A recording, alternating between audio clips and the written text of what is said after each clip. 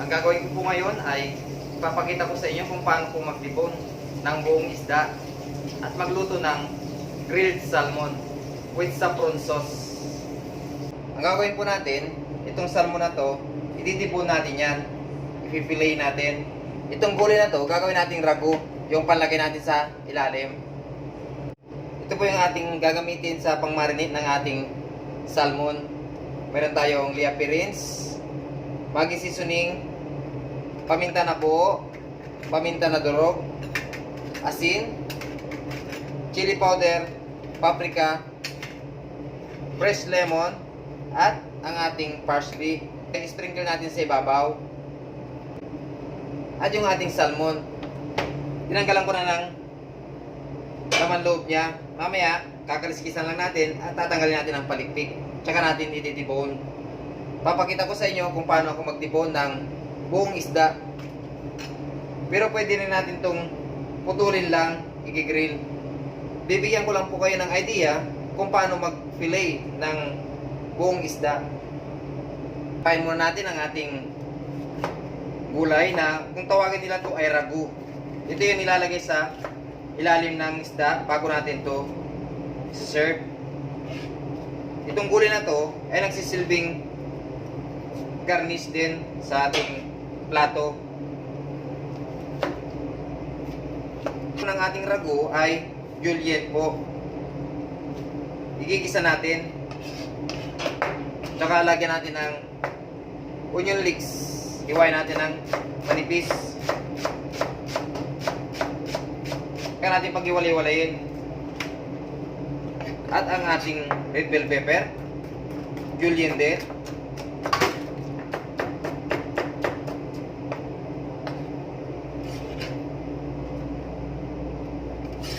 Ang ating green bell pepper, hiwain din natin ng julienne. At ang ating sibuyas, julienne din ang hiwa.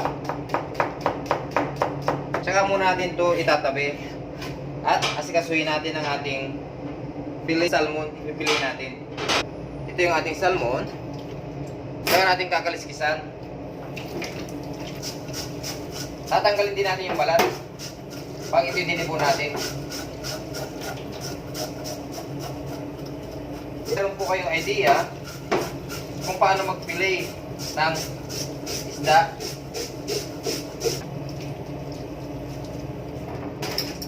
Ginagamit sa pang-fillet. Boning knife kung tawagin nila to. Pero pwede rin tayong gumamit ng ganito, matulis. Depende po kung saan po kayo komportable. Yan ang ating isda. Putulin lang natin dito.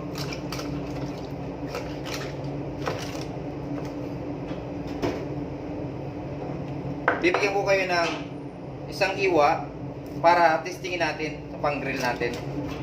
Tsaka tibon. Yung buto dito sa gitna, ikat natin sa ibabaw. Huwag natin putulin. Tsaka natin sundan. Huwag masyadong madiin ang pagtulak ng kutsilyo para yung buto hindi maputol. Yung buto, susundan natin. Yung buto sa gitna, putulin natin.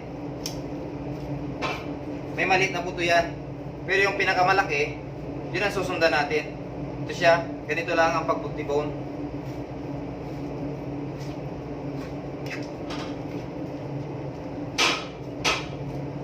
Yung kabila, ganun din. Dito naman natin kukunin sa buntot. Yung isa, sa ulo. Ganito din. Sundan lang natin yung pinakamatigas na buto sa gitna. Ang pinakapuputulin yung buto dito, yung buto dito na nasa gitna. Tutunog yan. Yan, putol na. Sundan nyo lang yan. Ganun nyo lang yung kutsilyo. Sa ibabaw lang. Sasama na yung laman. Mag-iwalay na siya sa buto. Pwede natin gawing soup stock to. O kaya, sabawan natin, sinigang. Hindi masasayang. Ito yung Bailey. Taan muna natin yung ating sangkalan para yung kaliskis hindi sumama. Kahit panlaw lang. Balat, tatanggalin din natin yan. Gaganon lang natin. Putulin natin dito. Tsaka natin hatakin. Huwag yung kutsilyo. Dahan-dahan. Sasama yung balat yan. Ito yung balat oh. Tumama. Ito naman. Ganun lang natin. Tsaka natin titimplahan.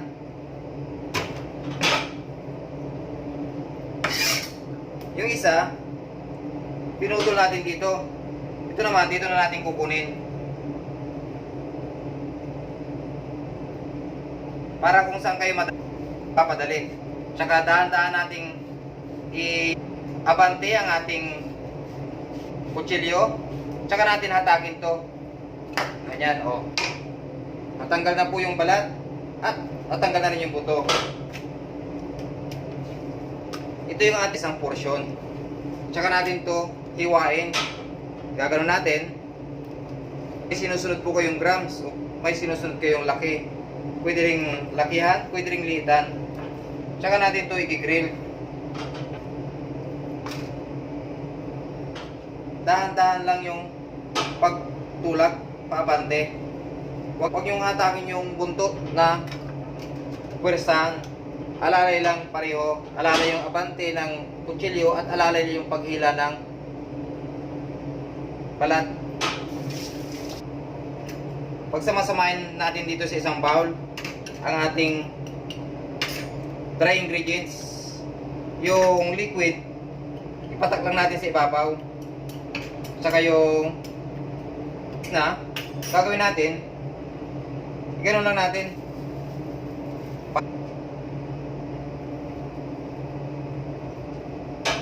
Tsaka natin papatakan ng lemon ang ating salmon. I-squeeze natin ang lemon sa ibabaw ng ating isda. Lime. At minsan, pag walang fresh na lime or lemon, ginagamitan ko ito ng lemon juice. Yung seasoning, drops lang. Kung wala ko yung ang ating salmon sa ibabaw, at saka na whole sa ibabaw o sa room temperature, pakilagay sa chiller kasi pwede itong mailado ang ating isda pag nasa room temperature lang. Kung matagal-tagal nyo pang lutuin, lagyan natin sa chiller. Pero kung lutuin nyo naman kagad, okay lang dito sa room temperature. Ang ilalagay natin, butter. Lagyan lang natin ng konting butter. Tsaka natin susunod yung sibuyas. Hindi na natin kailangan pa-brownin yung sibuyas. Yung ating gulay.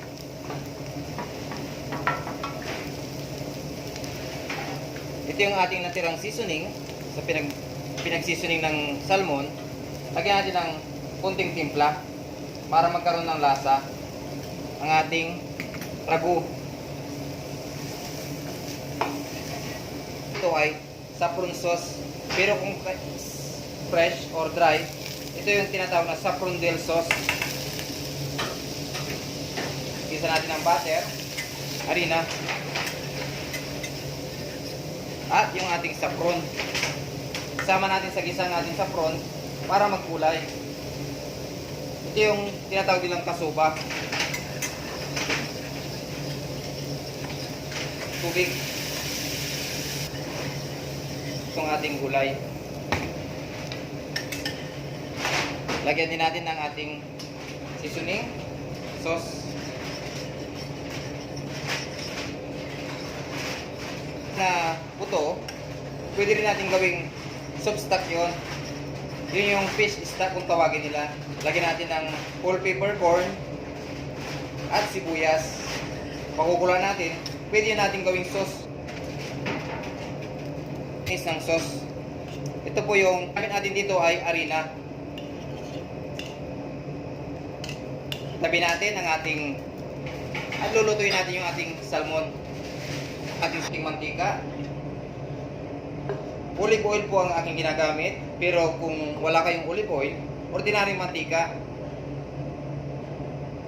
pwede natin gamitin. Ito po yung ating nasa itataob natin.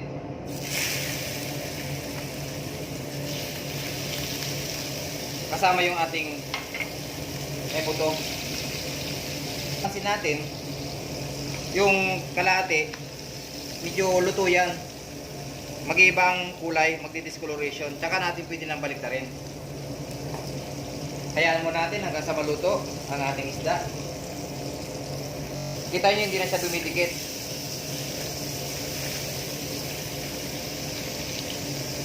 Siya. Tsaka natin ipi-plating ang ating salmon.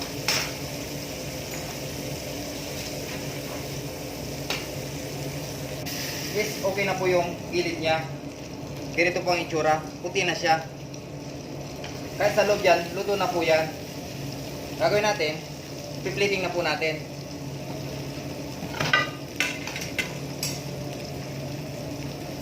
Ang ating rago, ilagay lang natin dito sa gitna.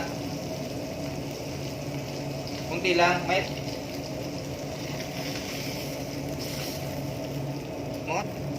at ito yung ating may buto.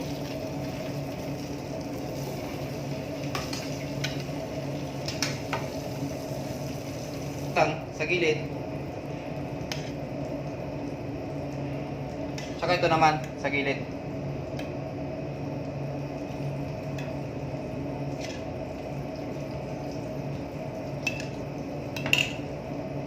Subscribe, mag-like